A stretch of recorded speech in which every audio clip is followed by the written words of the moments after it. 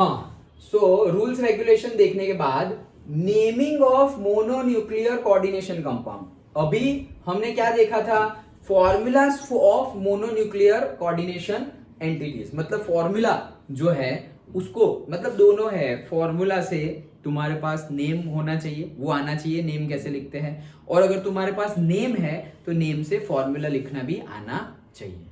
तो अभी हमने देखा ना, नेम हो तो अभी formulas of mononuclear coordination entity, तो फॉर्मूला सपोज है या नेम है तुम्हारे पास, नेम से तुम्हें कहाँ आना है, फॉर्मूला। ये कहाँ था, नेम से फॉर्मूला में, क्योंकि उसने बोला ना पहले सेंट्रल एटम लिखो, तो हम लिख रहे हैं सेंट्रल एटम, फिर लिगेंड लिखो, अल्फाबेटिकल लिखो। ओके, तो वो रूल्स रेगुलेशन हमने पढ़ लिए। नाउ अब हम पढ़ रहे हैं naming of mononuclear coordination compound. वही मोनोन्यूक्लियर ही है, अभी भी कोऑर्डिनेशन स्फीयर में जो मेटल है वो एक ही है, ज्यादा है नहीं, मोनोन्यूक्लियर ही है, लेकिन उसका अब नेमिंग कैसे करेंगे वो हम देख रहे हैं। डन, चलो तो स्टार्ट करते हैं। The names of coordination compounds are derived by the following principles of additive nomenclature, मतलब वो जो नोमेनक्लेचर के रूल्स रेगुलेशन पढ़े उसमें थोड़ा एडिशन है। Thus the groups that surround the central atom must be identified in the name, मतलब उसके नेम में आइडेंटिफाई होना चाहिए, नेम से ही पता चल जाना चाहिए कि कौन है। Okay, they are listed as prefixes to the name of the central atom along with the any appropriate multipliers, मतलब जो भी हमने अमोनिया 4 लिखा हुआ था ना, तो appropriate multiplier 4 ऐसे लिख दिया हमने। ओके, अभी देखते हैं वन बाय वन। चलो तो रूल्स रेगुलेशन स्टार्ट करते हैं।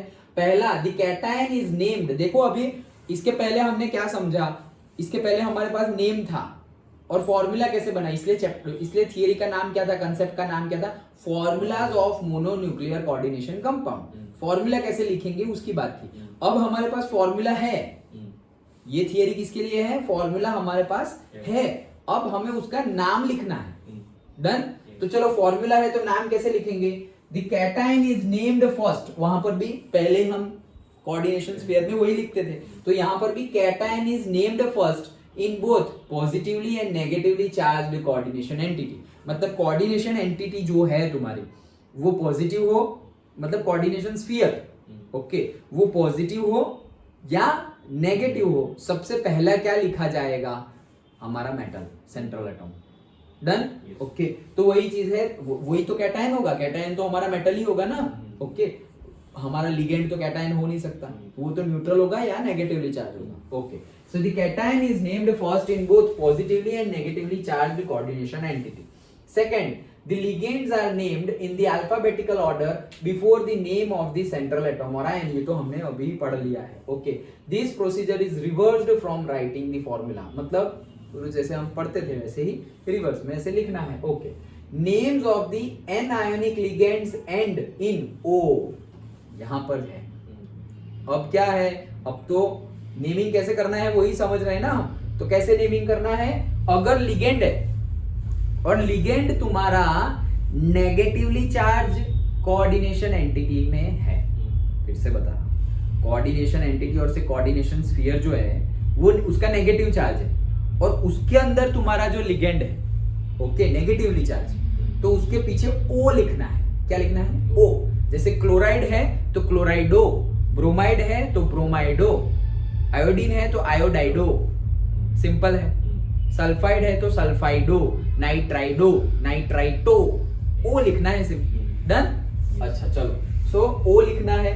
डोज ऑफ न्यूट्रल, अरे ये तो नेगेटिव में, हाँ देखो एनायन हो तभी, okay, names of the anionic ligands, dose of neutral, जैसे एमोनिया है वो एमोनिया न्यूट्रल है, H2O न्यूट्रल है, तो उनका क्या, तो उनका देखो neutral and cationic ligands are the same except aqua for H2O, H2O के लिए क्या लिखेंगे हम, एक्वा लिखेंगे। एमाइन लिखेंगे हम फॉर NH3, NH3 के लिए एमोनिया डायरेक्टली नहीं लिखेंगे हम, एमाइन लिखेंगे, तो एमाइन। कार्बोनिल लिखेंगे हम फॉर CO, CO के लिए क्या लिखेंगे, कार्बोनिल, और NO के लिए क्या लिखेंगे, nitrosyl. Done, carbonyl nitrosyl. Okay, while writing the formula of coordination entity these are enclosed in the brackets, तो इनको ब्रैकेट्स में लिखना है, सिंपल है। ये बंद कर दे, आवाज बहुत आ रही है।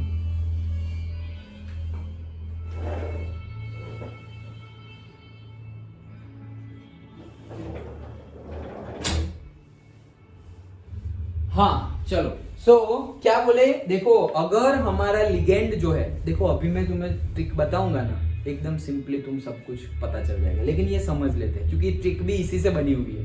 ओके, क्या बोल रहे हैं कि अगर हमारे लिगेंड्स नेगेटिवली चार्ज हो तो उनके पीछे ओ लगाना है। हाँ ठीक है, अगर हमारे लिगेंड न्यूट्रल है तो वो न्यूट्रल का पर्टिकुलरली लिखना पड़ेगा हमें। जैसे कि भाई NH3 है तो उसके लिए एमाइन लिखेंगे, H2O है उसके लिए एक्वा लिखेंगे, CO है उसके लिए कार्बोनिल लिखेंगे, NO है उसके लिए नाइट्रोसिल लिखेंगे। सिंपल है। कैटायन भी थे, वो गया, अभी सिलेबस में नहीं है, पहले के सिलेबस में था, लिखा हुआ ही है, वर्डिंग में लिखा हुआ है, लेकिन उन्होंने एग्जांपल नहीं दिया। देखो ये वर्डिंग में लिखा हुआ है ना, those of neutral and cationic ligands. तो कैटायन लिगेंड, और वो भी कैटायनिक लिगेंड, वो भी कैटायनिक, वो अभी सिलेबस में से हटा दिया है, एक्सेप्शन था वो एक्सेप्शन था, वो हटा दिया है। ओके, तो कैटायनिक लिगेंड्स, अभी तो हम कौन से लिगेंड की बात करते हैं, न्यूट्रल या एनायनिक। ओके, तो ये था, लेकिन अभी एग्जांपल अभी हमारे सिलेबस में नहीं है, वो मतलब वो क्या था, एक्सेप्शन था। ओके, सो NO हो तो नाइट्रोसिल, ये भी हमारा क्या है, न्यूट्रल है। अच्छा, सिंपल है। चलो, prefixes mono, di, tri etcetera, वही वो सिंपल, एक हो तो वन, मोनो, डाई, ट्राई, वही tetra, used to indicate the number of individual ligands in the coordination entity. When the names of the ligands include a numerical prefixes, numerical prefixes आ जाए तो मतलब वो जो EN था ना, EN था particularly, तो एब्रीविएटेड लिगेंड है वो, तो पूरा तो लिखा नहीं, इथेन 1,2 डायमाइन पूरा नहीं लिखा, EN लिख दिया और उसके नीचे 3 लिख दिया, तो उसमें फिर 2 बार हो जाएगा ना। ऐसा समझो कि उसके नीचे भी 3 लिखा हुआ है, और इथेन 1,2 डायमाइन में तो डाई आ गया, और उसके नीचे अगर 2 लिखा हुआ है तो फिर से डाई लिखना पड़ेगा। तो ऐसा ना करके हम अलग लिखेंगे। क्या लिखेंगे, 2 हो तो 20 लिखेंगे, 3 हो तो 30 लिखेंगे, 4 हो तो टेट्राकिस ऐसे लिखेंगे, 5 हो तो पेंटाकिस, पेंटाइस ऐसे। इस लगता है, इस देखो, बाई इस, ट्राई इस, tetrakis, like that. Done. Okay, are used the ligand to which they refer being placed in parenthesis. Okay, for example देखो जैसे कि ऐसे लिखा हुआ है, तो ये PPH3 ट्वाइस है। ओके, तो ये ट्वाइस है इसलिए हम डाई लिखेंगे नहीं, हम क्या लिखेंगे, 20, simple. Okay, is named as, अभी ये नेम कैसे आया वो तो अभी हम देखेंगे, लेकिन अभी हम पढ़ लेते हैं क्या है, डाई क्लोराइडो, 2 क्लोरीन है ना, तो डाई क्लोराइडो, फिर 20 आ गया, फिर इसका नाम लिख दो directly, triphenyl phosphine, triphenyl phosphine, और फिर ये निकल। डन। अभी हम इतने प्रैक्टिस करेंगे ना, तुम्हें एकदम इजीली समझ में आएगा। अच्छा, 4th रूल, ऑक्सीडेशन स्टेट, ये सब समझ में आ रहा है ना? yes. पक्का ना? Okay, oxidation state of the metal in cation, anion or neutral coordination entity is indicated by the Roman numeral in parenthesis. पढ़ लिया है ऑलरेडी, ढूंढते कैसे है वो भी पढ़ लिया हमने, और लिखना है पैरेंथेसिस में रोमन न्यूमेरिकल्स में। अच्छा, next, if the complex ion is a cation the metal is named same as the element. अच्छा चलो, लिगेंड की तो बात कर ली कि अगर लिगेंड नेगेटिवली चार्ज हो तो O लिखना है पीछे, लिगेंड अगर नेगेटिवली चार्ज हो तो क्या लिखना है, O। लेकिन अगर पूरा का पूरा कॉम्प्लेक्स की बात करें, मेटल की, लिगेंड की तो बात कर ली, लेकिन जो मेटल है सेंट्रल एटम है उसकी बात हमने अभी नहीं की, उसको कैसे लिखना है। तो सेंट्रल एटम है हमारा, उसको कैसे लिखेंगे, तो अगर वो पॉजिटिवली चार्ज है, पूरी की पूरी क्वांटिटी क्या है, पूरी की पूरी कॉम्प्लेक्स और जो कोऑर्डिनेशन एंटिटी और कोऑर्डिनेशन स्फीयर क्या है, पॉजिटिव, वो पॉजिटिव हो तो जो लिखा हुआ है वही लिखने दो, मतलब सिंपली के लिखा हुआ है तो पोटेशियम, ओके, कॉपर लिखा हुआ है तो कॉपर, ओके। लेकिन अगर तुम्हारी कोऑर्डिनेशन एंटिटी और से कोऑर्डिनेशन स्फीयर नेगेटिवली चार्ज हो, क्या हो, नेगेटिवली चार्ज, तो 8 लगेगा, क्या लगेगा, 8, ओके। तो कॉपर होगा तो कॉपर नहीं लिखेंगे, क्या लिखेंगे, क्यूप्रेट, क्या लिखेंगे, क्यूप्रेट। Fe होगा तो आयन ना लिख के फेरेट लिखेंगे, सिंपल है। फिर से क्या था वो,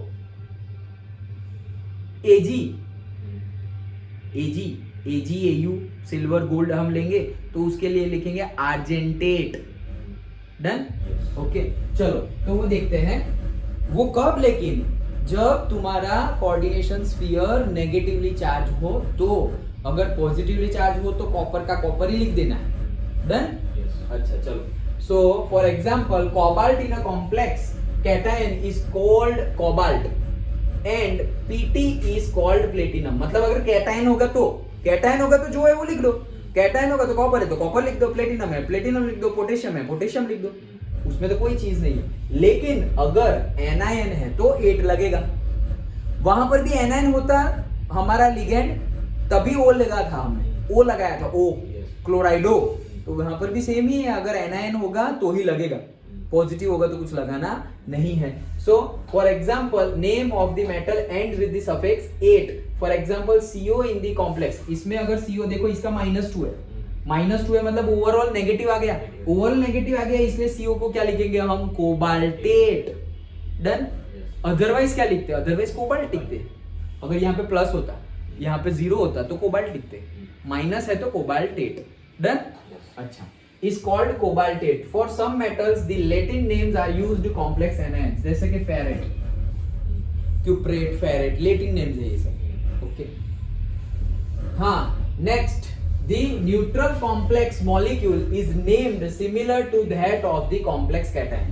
तो कैटायन जैसे ही न्यूट्रल होगा, वही चीज हमने समझी क्या, अगर पॉजिटिव होगा तो कुछ लिखना ही नहीं, कॉपर होगा तो कॉपर ही लिखना है, न्यूट्रल होगा तो भी कॉपर हो तो कॉपर ही लिखना है। लेकिन अगर नेगेटिवली चार्ज एनायन है तो हमें क्या लिखना पड़ेगा, cuprate, ferrate. Done? Cobaltate, like that. अच्छा, वो लिख दिया। The following examples illustrate the nomenclature for the coordination compound। तो अब हम nomenclature समझते हैं। देखो अभी हमने सारे रूल्स रेगुलेशन समझ लिए, इसके पहले हमने समझा formulas of molecular coordination entity, मतलब फॉर्मूला कैसे हम लिखेंगे वो। फिर यहां पर हमने क्या समझा, नेमिंग, फॉर्मूला गिवन है तो नेमिंग कैसे करेंगे वो। इसमें ये थियरी में हमने क्या समझा, नेम गिवन है तो फॉर्मूला कैसे लिखेंगे वो। यहां पर तुम्हें फॉर्मूला गिवन है तो उसका नेम कैसे करेंगे वो। डन? समझ में आ गया? यही थे सारे rules and regulations. Now we are going to discuss the examples. तो ये हो गया हमारा IUPAC। ओके चलो तो स्टार्ट करते हैं।